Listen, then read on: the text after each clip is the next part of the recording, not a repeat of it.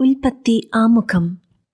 ഉൽപ്പത്തി പുസ്തകം ദൈവ-മനുഷ്യ ബന്ധത്തിന്റെ ചരിത്രത്തിലെ 2 വ്യത്യസ്ത കാലഘട്ടങ്ങളെ സംക്ഷിപ്തമായി അവതരിപ്പിക്കുന്നു. BC 19-ാം നൂറ്റാണ്ടിൽ സംഭവിച്ചെന്ന് പൊതുവെ കരുതപ്പെടുന്ന അബ്രാഹത്തിന്റെ വിളിയാണ് ബൈബിളിലെ രക്ഷാചരിത്രത്തിന്റെ ആരംഭം. സൃഷ്ടിയുടെ ആരംഭം മുതൽ ദൈവം അബ്രാഹത്തെ വിളിക്കുന്നതുവരെയുള്ള ദീർഘമായ കാലഘട്ടത്തിലെ ദൈവ-മനുഷ്യ ബന്ധത്തിന്റെ ചരിത്രമാണ് ആദ്യത്തെ 11 അധ്യായങ്ങൾ. ഇതിന് വ്യക്തമായ ചരിത്ര സാക്ഷ്യങ്ങളില്ല. ആലങ്കാരിക ശൈലിയിൽ, സമകാലികർക്ക് മനസ്സിലാകുന്ന ഭാഷയിൽ ലളിതവും മനോഹരവുമായി ഈ ഭാഗം രചിച്ചിരിക്കുന്നു. അതിനാൽ മറ്റു ചരിത്ര ഗ്രന്ഥങ്ങളുമായി ഈ ഭാഗത്തെ തുലനം ചെയ്തുകൂടാ. സൗഭാഗ്യപൂർണമായ അവസ്ഥയിൽ ദൈവം സൃഷ്ടിച്ച മനുഷ്യന് ഒരു രക്ഷാകര പദ്ധതി ആവശ്യകമായി തീർന്നത് എങ്ങനെയെന്ന് ഇവിടെ വ്യക്തമാക്കുന്നു. ആദ്യ ഭാഗത്തിന്റെ ഉള്ളടക്കത്തെ ഇപ്രകാരം വിഭജിക്കാം. ദൈവം പ്രപഞ്ചത്തെ സൃഷ്ടിക്കുന്നു. മനുഷ്യന്റെ പതനം. തിന്മ വർദ്ധിക്കുന്നു. കായേനും ആബേലും, ജലപ്രളയം, ബാബേൽ ഗോപുരം, അബ്രാഹത്തിന്റെ പൂർവികർ. 12-ാം അധ്യായം മുതൽ അവതരണ രൂപത്തിൽ മാത്രമല്ല, ദൈവ-മനുഷ്യ ബന്ധത്തിന്റെ ചരിത്രത്തിലും നിർണായകമായ മാറ്റം സംഭവിക്കുന്നു. ദൈവത്തിന്റെ സാർവത്രികമായ പരിപാലനത്തിന്റെ ചരിത്രത്തിൽ നിന്ന് ദൈവപരിപാലനം മുഴുവൻ കേന്ദ്രീകൃതമായ ഒരു പ്രത്യേക ജനതയുടെ ചരിത്രത്തിലേക്ക് നാം കടക്കുന്നു. എന്നാൽ ദൈവം മറ്റു ജനതകളെ ഉപേക്ഷിക്കുകയല്ല, വിശ്വസ്തമായ ഒരു ചെറിയ ഗണത്തിലൂടെ സാർവത്രികമായ ഒരു രക്ഷാപദ്ധതിക്ക് രൂപം കൊടുക്കുകയാണ് ചെയ്യുന്നത്. അവിടുന്ന് അബ്രാഹത്തോട് വാഗ്ദാനം ചെയ്തു, നിന്നിലൂടെ ഭൂമുഖത്തെ വംശങ്ങളെല്ലാം അനുഗ്രഹീതമാകും. അബ്രാഹം മുതൽ ജോസഫ് വരെയുള്ള പൂർവ്വപിതാക്കന്മാരുടെ ചരിത്രമാണ് 12 മുതൽ 50 വരെയുള്ള അധ്യായങ്ങൾ. ദൈവത്തിന്റെ വിളി കേട്ട് ഹാരാനിൽ നിന്ന് ഏകനായി ഇറങ്ങിത്തിരിച്ച അബ്രാഹത്തിന്റെ സന്തതികൾ വാഗ്ദത്ത ഭൂമിയായ കാനാനിൽ നിന്ന് ഈജിപ്തിലെത്തി വാസമുറപ്പിക്കുന്നതുവരെയുള്ള സംഭവങ്ങൾ ഇവിടെ പ്രതിപാദിക്കുന്നു. ഉൽപ്പത്തി 1-ാം അധ്യായം. ദൈവം പ്രപഞ്ചത്തെ സൃഷ്ടിക്കുന്നു. ആദിയിൽ ദൈവം ആകാശവും ഭൂമിയും സൃഷ്ടിച്ചു. ഭൂമി രൂപരഹിതവും ശൂന്യവുമായിരുന്നു. ആഴത്തിന് മുകളിൽ അന്ധകാരം വ്യാപിച്ചിരുന്നു. ദൈവത്തിന്റെ ചൈതന്യം വെള്ളത്തിനു മീതെ ചലിച്ചുകൊണ്ടിരുന്നു. ദൈവം അരുളി ചെയ്തു, വെളിച്ചം ഉണ്ടാകട്ടെ. വെളിച്ചം ഉണ്ടായി. വെളിച്ചം നല്ലതെന്ന് ദൈവം കണ്ടു. അവിടുന്ന് വെളിച്ചത്തെ ഇരുളിൽ നിന്ന് വേർതിരിച്ചു.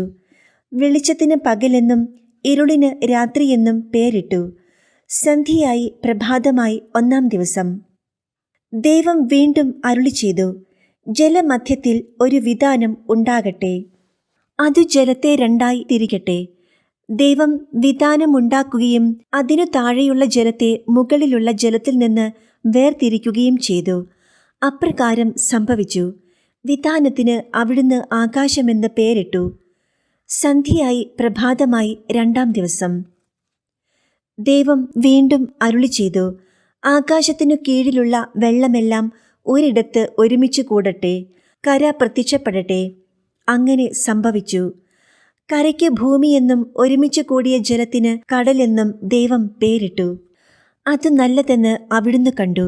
ദൈവം അരുളി ചെയ്തു, ഭൂമി എല്ലാത്തരം ഹരിതസസ്യങ്ങളും ധാന്യച്ചെടികളും വിത്തുൾക്കൊള്ളുന്ന ഫലങ്ങൾ കായ്ക്കുന്ന വൃക്ഷങ്ങളും മുളപ്പിക്കട്ടെ. അങ്ങനെ സംഭവിച്ചു. ഭൂമി എല്ലാത്തരം ഹരിതസസ്യങ്ങളും ധാന്യച്ചെടികളും വിത്തുള്ള ഫലങ്ങളോട് കൂടിയ വൃക്ഷങ്ങളും മുളപ്പിച്ചു. അവ നല്ലതെന്ന് ദൈവം കണ്ടു. സന്ധ്യയായി പ്രഭാതമായി 3-ാം ദിവസം.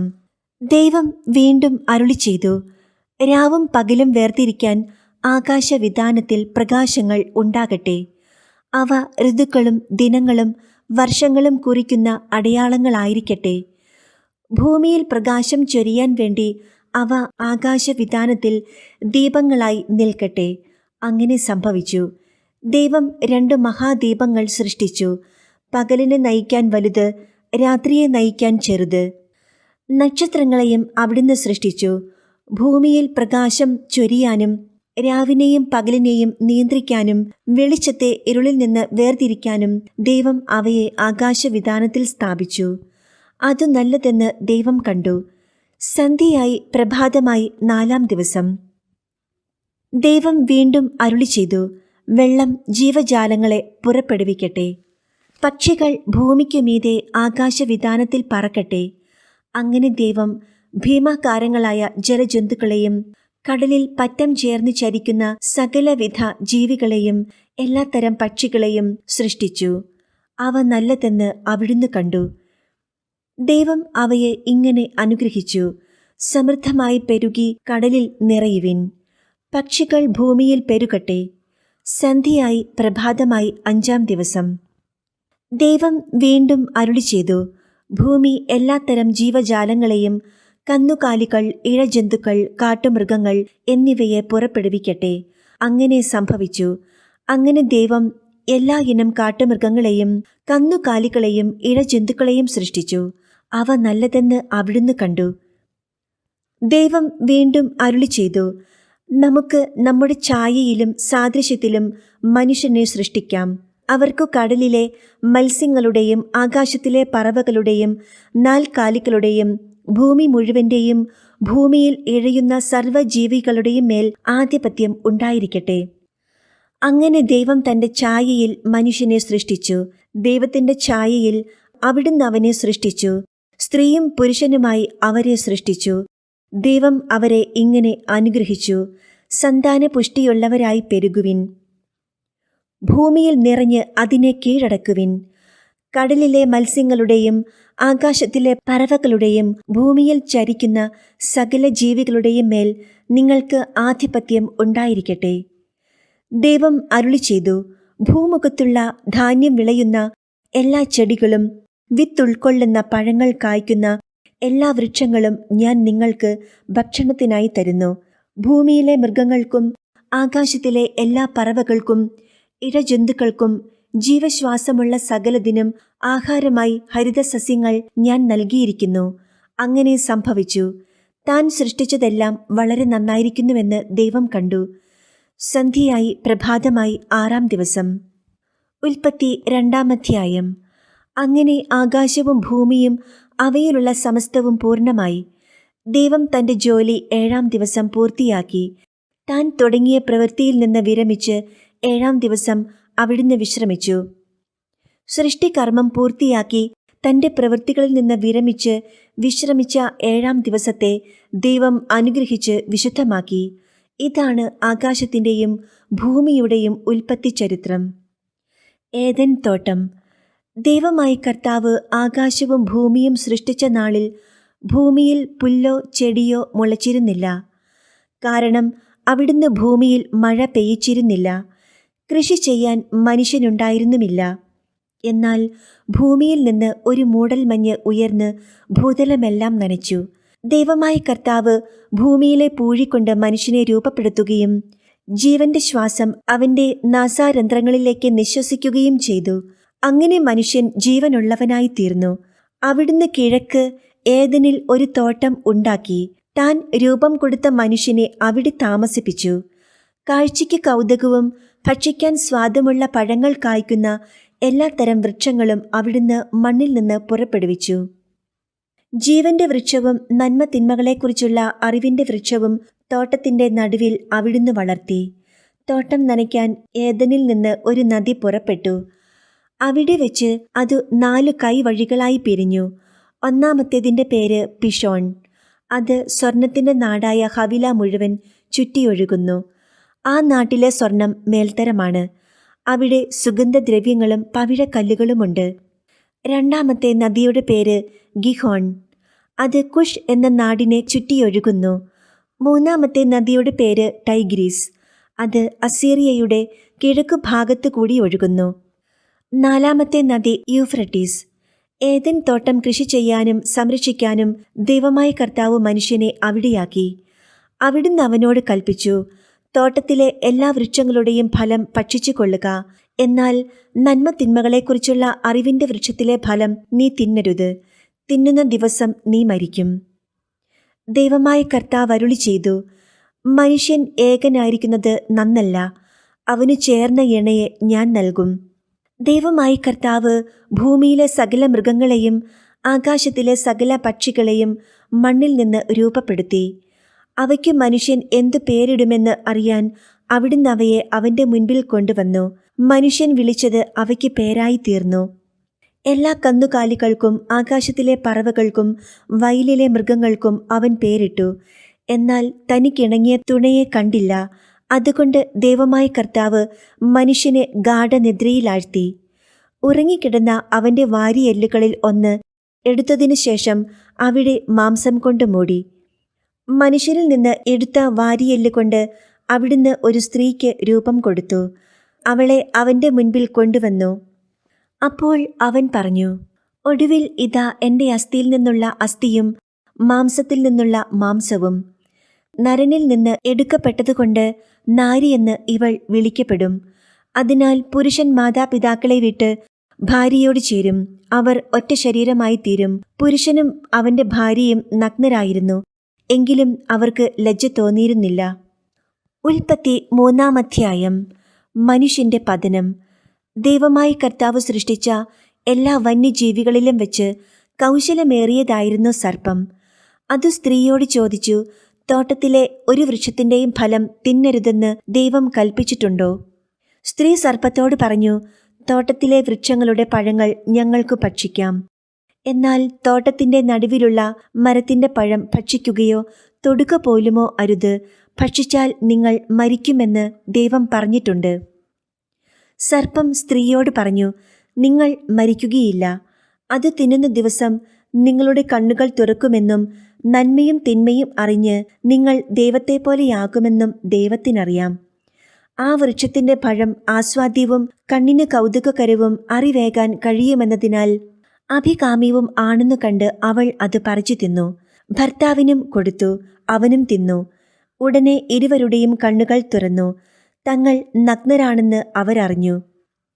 അത്തിയിലകൾ കൂട്ടിത്തുന്നി അവർ അരക്കച്ചയുണ്ടാക്കി.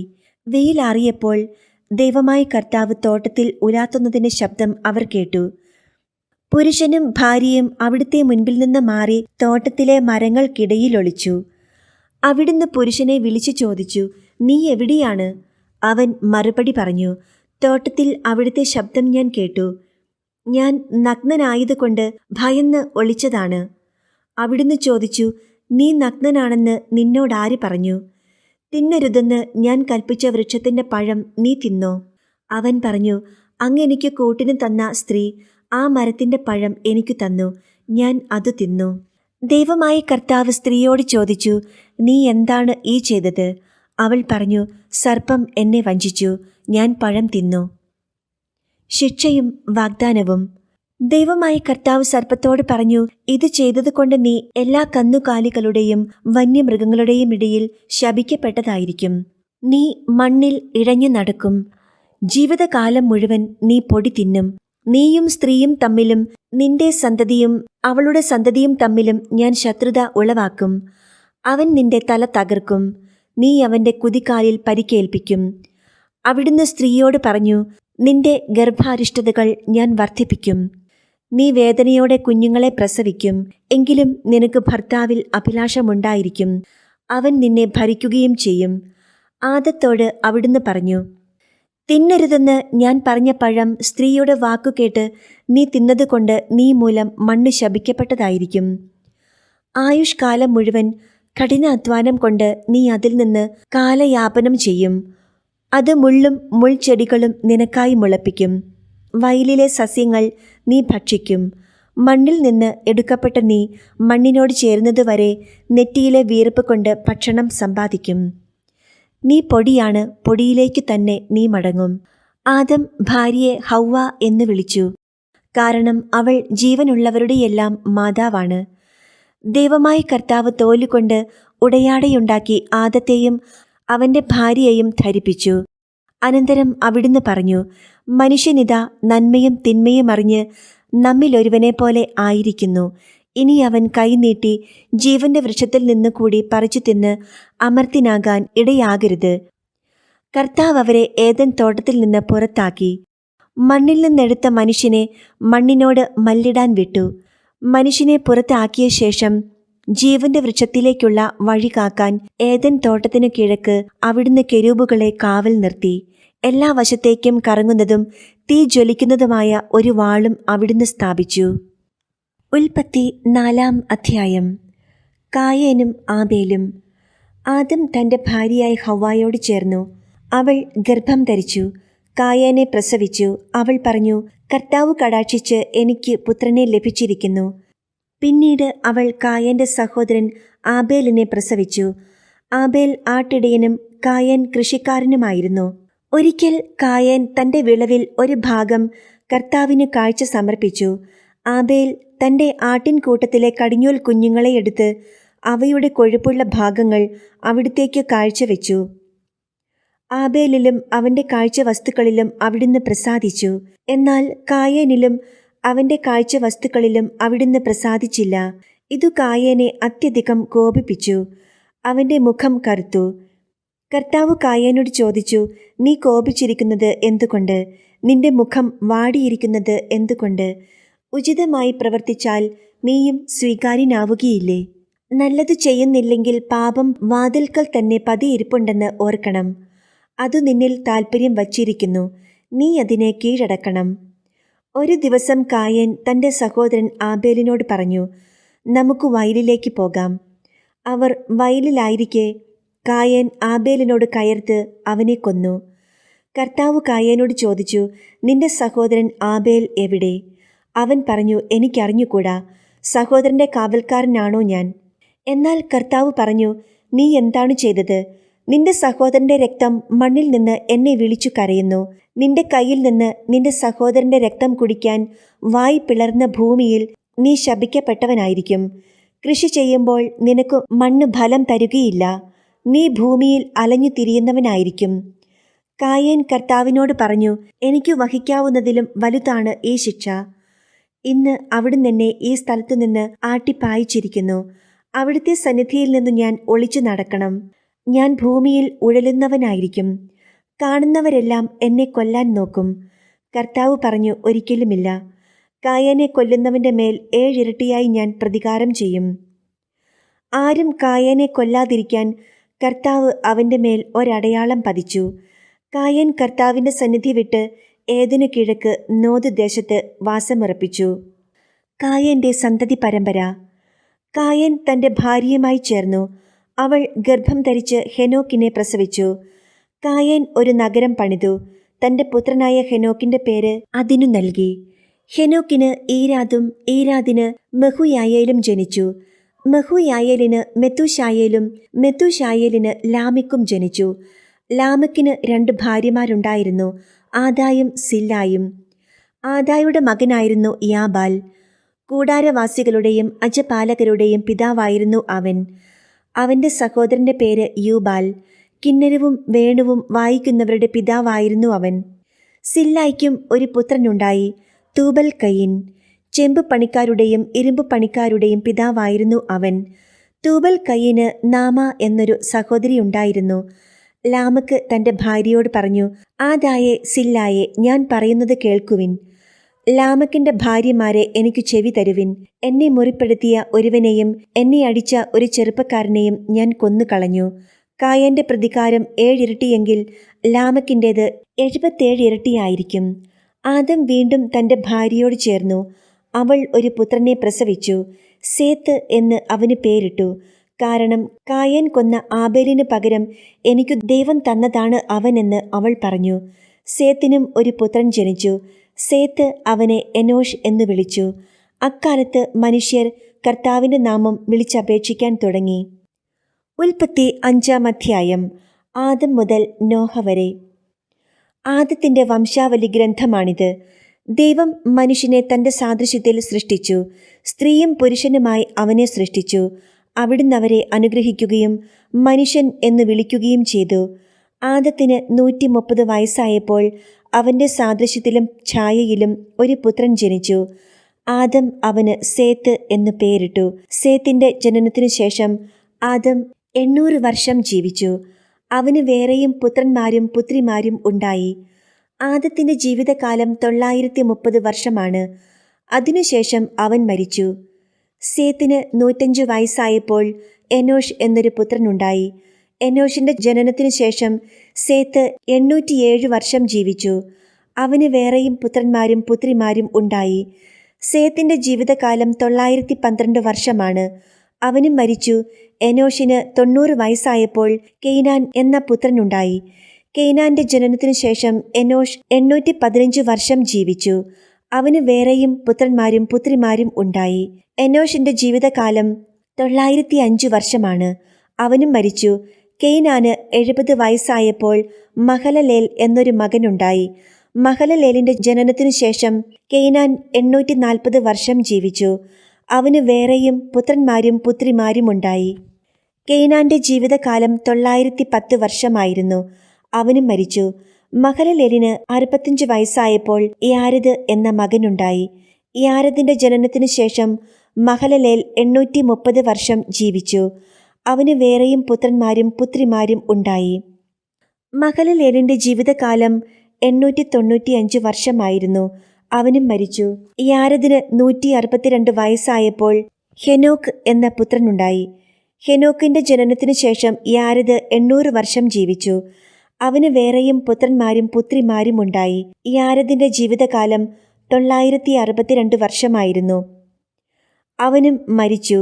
ഹെനോക്കിന് 65 വയസ്സായപ്പോൾ മെത്തൂശലഹ് എന്ന മകനുണ്ടായി. മെത്തൂശലഹിന്റെ ജനനത്തിനു ശേഷം ഹെനോക്ക് 300 വർഷം കൂടി ദൈവത്തിന് പ്രിയപ്പെട്ടവനായി ജീവിച്ചു. അവന് വേറെയും പുത്രന്മാരും പുത്രിമാരും ഉണ്ടായി. ഹെനോക്കിന്റെ ജീവിതകാലം 365 വർഷമായിരുന്നു. ഹെനോക്ക് ദൈവത്തിന് പ്രിയങ്കരനായി ജീവിച്ചു. പിന്നെ അവനെ കണ്ടിട്ടില്ല. ദൈവം അവനെ എടുത്തു. 187 വയസ്സായപ്പോൾ മെത്തൂശലഹ് ലാമക്കിന്റെ പിതാവായി.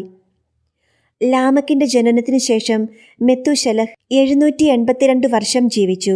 അവന് വേറെയും പുത്രന്മാരും പുത്രിമാരും ഉണ്ടായി. മെത്തൂശലഹിന്റെ ജീവിതകാലം 969 വർഷമായിരുന്നു. അവനും മരിച്ചു. ലാമക്കിന് 182 വയസ്സായപ്പോൾ ഒരു പുത്രനുണ്ടായി. കർത്താവ് ശപിച്ച ഈ ഭൂമിയിലെ ക്ലേശകരമായ അധ്വാനത്തിൽ അവൻ നമുക്ക് ആശ്വാസം നേടിത്തരും എന്ന് പറഞ്ഞ് അവനെ നോഹ എന്നു വിളിച്ചു. നോഹയുടെ ജനനത്തിനു ശേഷം ലാമക്ക് 595 വർഷം ജീവിച്ചു. അവന് വേറെയും പുത്രന്മാരും പുത്രിമാരും ഉണ്ടായി. ലാമക്കിന്റെ ജീവിതകാലം 777 വർഷമായിരുന്നു. അവനും മരിച്ചു. നോഹയ്ക്ക് 500 വയസ്സായതിനു ശേഷം ഷേം, ഹാം, യാഫത്ത് എന്നീ പുത്രന്മാരുണ്ടായി. സങ്കീർത്തനങ്ങൾ ആമുഖം. ഇസ്രായേൽ ജനത്തിന്റെ ജീവിത സാഹചര്യങ്ങളിൽ നിന്ന് ഉരുത്തിരിഞ്ഞ പ്രാർത്ഥനാ ഗീതങ്ങളാണ് സങ്കീർത്തനങ്ങൾ. സന്തോഷം, സന്താപം, കൃതജ്ഞത, വിജയം, ശത്രുഭയം, ആധ്യാത്മിക വിരസത, ആശങ്കകൾ എന്നിങ്ങനെ വിവിധ വികാരങ്ങൾ അതിൽ പ്രതിഫലിക്കുന്നു. തിരുനാൾ അവസരങ്ങളിലും തീർത്ഥാടന അവസരങ്ങളിലും ദേശീയമോ വ്യക്തിപരമോ ആയ വിജയങ്ങളും അത്യാഹിതങ്ങളും നേരിടുന്ന അവസരങ്ങളിലും മറ്റും ഉപയോഗിക്കത്തക്ക രീതിയിൽ യഹൂദരുടെ ഇടയിൽ അവയ്ക്ക് സ്ഥിരപ്രതിഷ്ഠ ലഭിച്ചു. സംഗീത ഉപകരണങ്ങളോട് കൂടിയോ അല്ലാതെയോ ആരാധകർക്ക് പാടാവുന്ന രീതിയിലാണ് സങ്കീർത്തനങ്ങൾക്ക് അവസാന രൂപം നൽകിയിരിക്കുന്നത്. ദാവീദ് രാജാവാണ് എല്ലാ സങ്കീർത്തനങ്ങളും രചിച്ചതെന്ന് പരമ്പരാഗതമായി വിശ്വസിച്ചിരുന്നു. സങ്കീർത്തന രചനയിൽ ദാവീദിന്റെ സ്വാധീനം വലുതാണെങ്കിലും ഇസ്രായേൽ ചരിത്രത്തിലെ വിവിധ ഘട്ടങ്ങളിലെ പാരമ്പര്യങ്ങൾ ഉൾക്കൊള്ളുന്ന സങ്കീർത്തനങ്ങൾ എല്ലാം ഒരാൾ തന്നെ രചിച്ചതല്ല. ഉള്ളടക്കത്തിൻ്റെയും അവതരണ രൂപത്തിൻ്റെയും അടിസ്ഥാനത്തിൽ സങ്കീർത്തനങ്ങളെ പല ഗണങ്ങളായി തിരിക്കാറുണ്ട്. സ്തുതിഗീതങ്ങൾ, ബലി, പ്രദക്ഷിണം തുടങ്ങിയ അവസരങ്ങളിലാണ് സ്തുതിഗീതങ്ങൾ പാടിയിരുന്നത്. ദൈവത്തെ സ്തുതിക്കുന്നതിനുള്ള ആഹ്വാനവുമായാണ് സ്തുതിഗീതങ്ങൾ സാധാരണയായി ആരംഭിക്കുന്നത്. ദൈവത്തെ സ്തുതിക്കുവാനുള്ള കാരണങ്ങൾ എടുത്തു പറയുന്നു. രാജകീയ സങ്കീർത്തനങ്ങളും രക്ഷകനെക്കുറിച്ചുള്ള പ്രവചനങ്ങൾ ഉൾക്കൊള്ളുന്ന സങ്കീർത്തനങ്ങളും തരംതിരിച്ചോ സ്തുതികീർത്തനങ്ങളുടെ കൂടെയോ കൊടുക്കാറുണ്ട്. വിലാപ കീർത്തനങ്ങൾ വിപത്സന്ധികളിൽ വ്യക്തികളോ സമൂഹം ഒന്നുചേർന്നോ ദൈവത്തോട് സഹായം അഭ്യർത്ഥിക്കുന്നു. യുദ്ധത്തിലുണ്ടാകുന്ന പരാജയം, മഹാമാരികൾ, വരൾച്ച തുടങ്ങി ദേശീയ അത്യാഹിതങ്ങൾ ഉണ്ടായ അവസരങ്ങളിലാണ് ദേശീയ വിലാപങ്ങൾ രൂപം കൊണ്ടത്. രോഗം, ശത്രുഭയം, അന്യായമായി കുറ്റാരോപണം തുടങ്ങിയവയാണ് വ്യക്തിവിലാപങ്ങളുടെ സാഹചര്യം. കൃതജ്ഞതാ കീർത്തനങ്ങൾ യുദ്ധം, ക്ഷാമം, രോഗം തുടങ്ങിയ വിപത്സന്ധികൾ നീങ്ങിക്കിട്ടുമ്പോൾ ദേവാലയത്തിൽ ചെന്ന് ദൈവം ചെയ്ത അനുഗ്രഹങ്ങൾ ജനമധ്യത്തിൽ വച്ച് ഏറ്റുപറഞ്ഞുകൊണ്ട് ദൈവത്തെ മഹത്വപ്പെടുത്തുന്നു. പല സങ്കീർത്തനങ്ങളും വിവിധ ആശയങ്ങൾ ഉൾക്കൊള്ളുന്നതുകൊണ്ട് ഏതു ഗണത്തിൽ പെടുന്നുവെന്ന് നിശ്ചയിക്കുക പ്രയാസമാണ്. ഭൂരിഭാഗം സങ്കീർത്തനങ്ങൾക്കും രചയിതാവ്, രചനാ സാഹചര്യം, രാഗനിർദ്ദേശം എന്നിവയെ സൂചിപ്പിക്കുന്ന ശീർഷകങ്ങളുണ്ട്. 70-ലേറെ സങ്കീർത്തനങ്ങൾ ദാവീദിന്റെ പേരിലാണ് അറിയപ്പെടുന്നത്. കോരഹിന്റെ പുത്രന്മാരുടെ പേരിലും ഹേമാൻ, ദാഥാൻ, മോശ, സോളമൻ എന്നിവരുടെ പേരിലും സങ്കീർത്തനങ്ങൾ അറിയപ്പെടുന്നുണ്ട്. ഹീബ്രു വ്യാഖ്യാതാക്കളാണ് അവയ്ക്കു ശീർഷകങ്ങൾ നൽകിയതും അവ ഓരോ വ്യക്തികളുടെ പേരിലാക്കിയതും. ഈ വ്യക്തികളും സങ്കീർത്തനവുമായി ഏതു വിധത്തിലുള്ള ബന്ധമാണ് അവർ കണ്ടിരുന്നതെന്ന് വ്യക്തമല്ല. ദൈവവും ഇസ്രായേൽ ജനവും തമ്മിലുള്ള വ്യക്തിപരമായ ബന്ധത്തിന്റെ സ്വഭാവം സങ്കീർത്തനങ്ങളിൽ തെളിഞ്ഞു കാണാം. സങ്കീർത്തനങ്ങൾ 1-ാം അധ്യായം. 2 മാർഗങ്ങൾ. ദുഷ്ടരുടെ ഉപദേശം സ്വീകരിക്കുകയോ പാപികളുടെ വഴിയിൽ വ്യാപരിക്കുകയോ പരിഹാസകരുടെ പീഠങ്ങളിൽ ഇരിക്കുകയോ ചെയ്യാത്തവൻ ഭാഗ്യവാൻ. അവന്റെ ആനന്ദം കർത്താവിന്റെ നിയമത്തിലാണ്.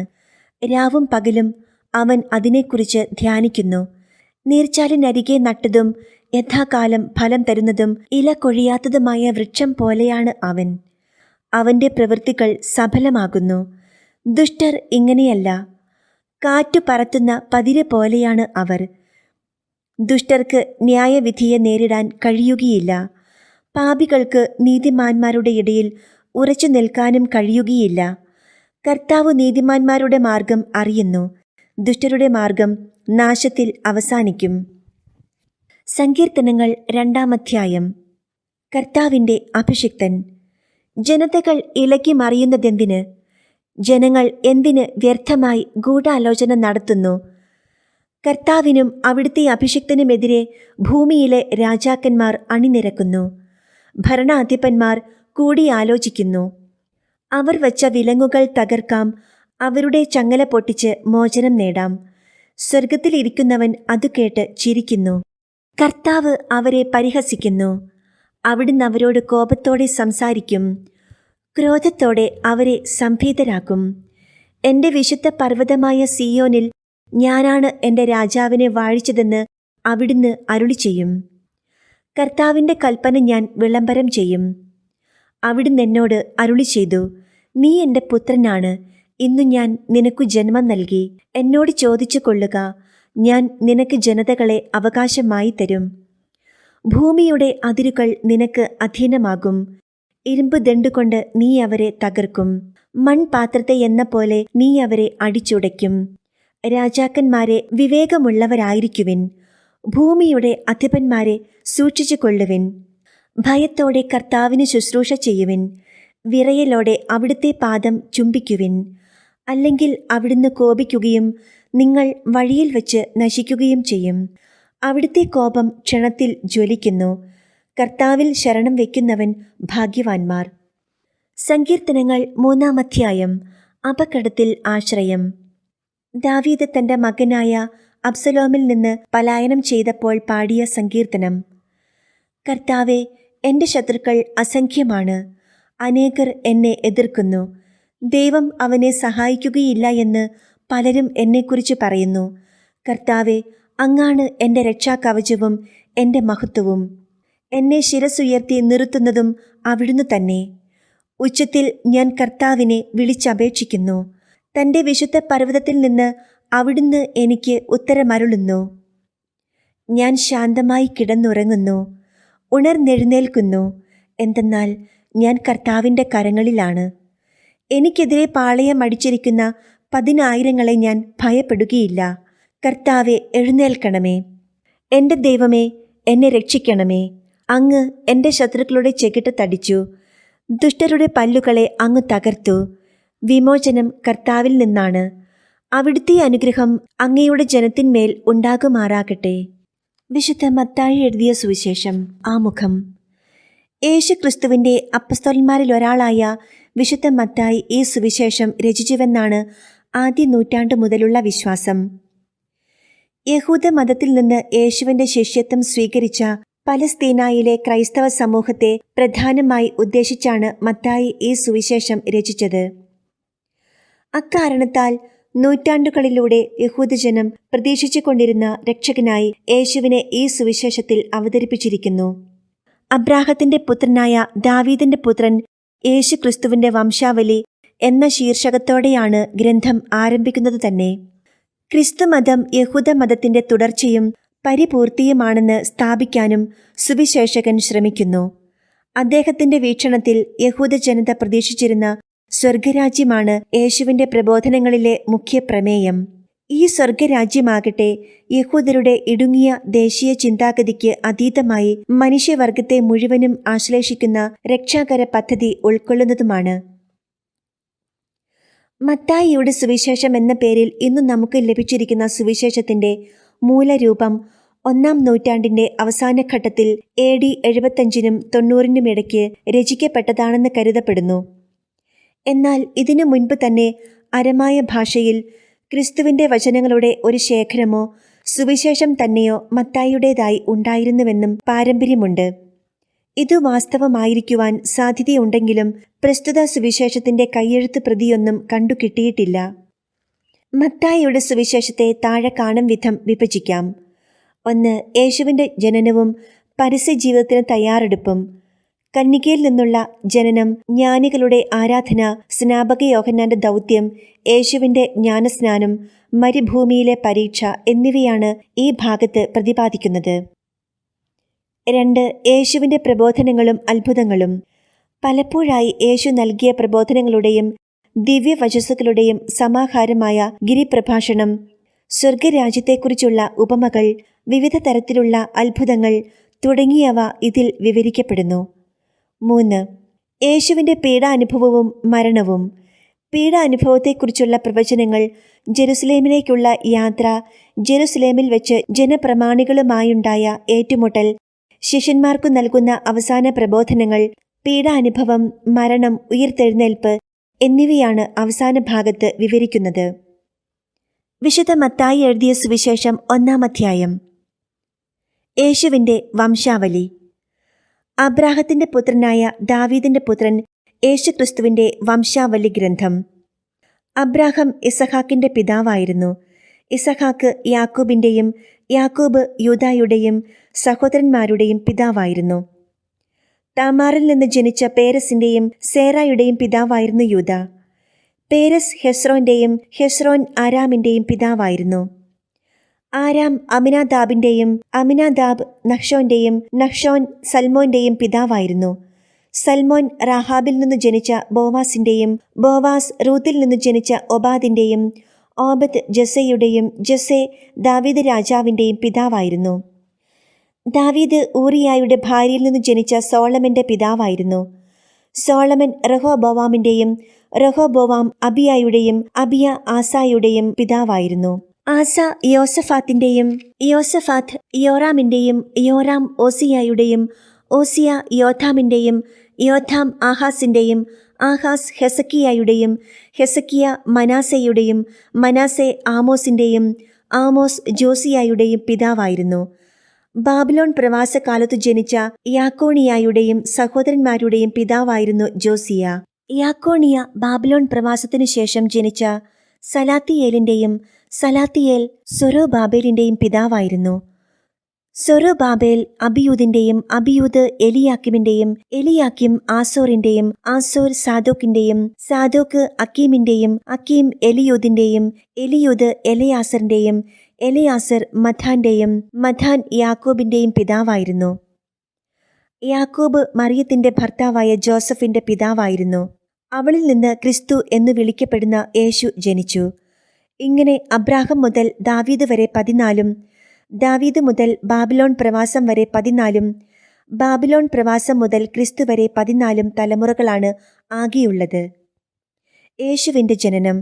യേശു ക്രിസ്തുവിന്റെ ജനനം ഇപ്രകാരമായിരുന്നു. അവന്റെ മാതാവായ മറിയവും ജോസഫും തമ്മിലുള്ള വിവാഹ നിശ്ചയം കഴിഞ്ഞിരിക്കെ അവർ സഹവസിക്കുന്നതിനു മുൻപ് അവൾ പരിശുദ്ധാത്മാവിനാൽ ഗർഭിണിയായി കാണപ്പെട്ടു. അവളുടെ ഭർത്താവായ ജോസഫ് നീതിമാനാകിയാലും അവളെ അപമാനിതയാക്കാൻ ഇഷ്ടപ്പെടായികയാലും അവളെ രഹസ്യമായി ഉപേക്ഷിക്കാൻ തീരുമാനിച്ചു. അവൻ ഇതേക്കുറിച്ച് ആലോചിച്ചുകൊണ്ടിരിക്കെ കർത്താവിന്റെ ദൂതൻ സ്വപ്നത്തിൽ പ്രത്യക്ഷപ്പെട്ട് അവനോട് പറഞ്ഞു, ദാവീദിന്റെ പുത്രനായ ജോസഫ്, മറിയത്തെ ഭാര്യയായി സ്വീകരിക്കാൻ ശങ്കിക്കേണ്ട. അവൾ ഗർഭം ധരിച്ചിരിക്കുന്നത് പരിശുദ്ധാത്മാവിൽ നിന്നാണ്.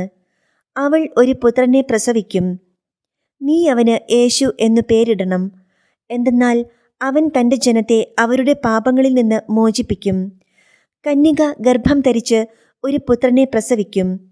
ദൈവം നമ്മോട് കൂടെ എന്നർത്ഥമുള്ള എമ്മാനുവേൽ എന്ന് അവൻ വിളിക്കപ്പെടുമെന്ന് കർത്താവ് പ്രവാചകൻ മുഖേന അരുളി ചെയ്തത് പൂർത്തിയാകാൻ വേണ്ടിയാണ് ഇതെല്ലാം സംഭവിച്ചത്.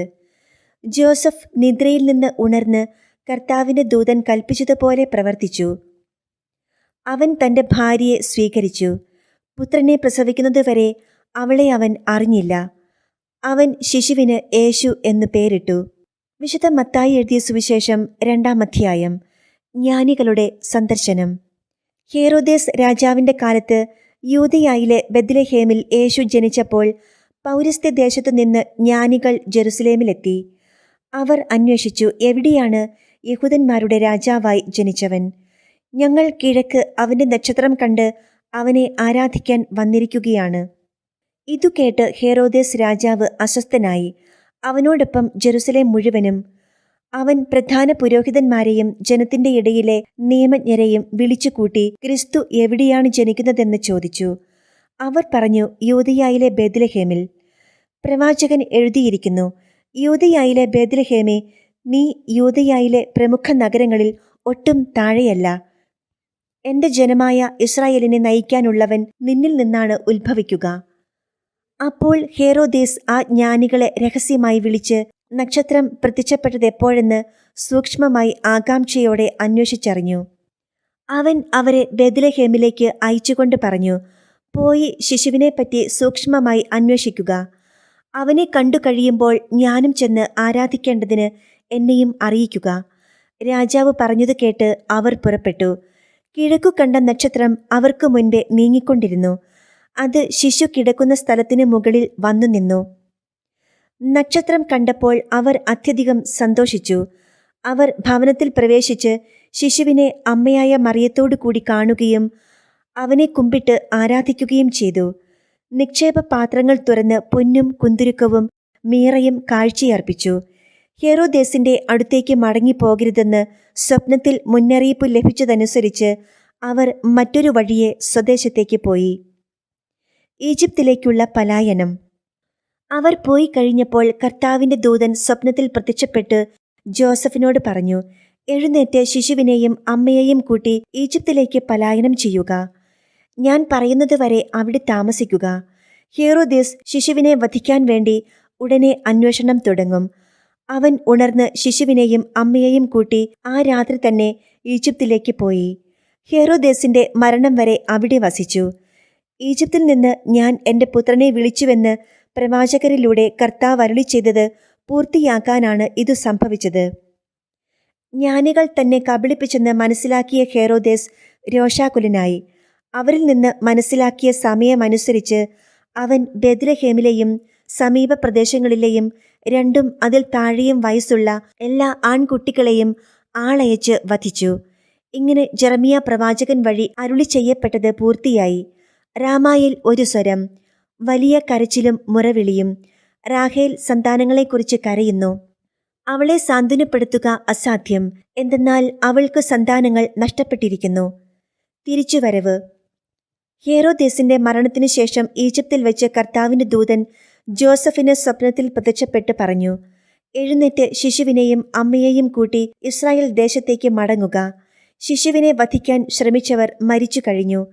അവൻ എഴുന്നേറ്റ് ശിശുവിനെയും അമ്മയെയും കൂട്ടി ഇസ്രായേൽ ദേശത്തേക്ക് പുറപ്പെട്ടു. മകൻ അർക്കലാവോസ് ആണ് പിതാവായ ഹേറോദേസിന്റെ സ്ഥാനത്ത് യൂദയായിൽ ഭരിക്കുന്നതെന്ന് കേട്ടപ്പോൾ അവിടേക്ക് പോകാൻ ജോസഫിന് ഭയമായി. സ്വപ്നത്തിൽ ലഭിച്ച മുന്നറിയിപ്പനുസരിച്ച് അവൻ ഗലീലി പ്രദേശത്തേക്ക് പോയി. അവൻ നസറായൻ എന്നു വിളിക്കപ്പെടും എന്നു പ്രവാചകൻ വഴി അരുളി ചെയ്യപ്പെട്ടത് നിവൃത്തിയാകുവാൻ നസ്രത്ത് എന്ന പട്ടണത്തിൽ അവൻ ചെന്ന് പാർത്തു.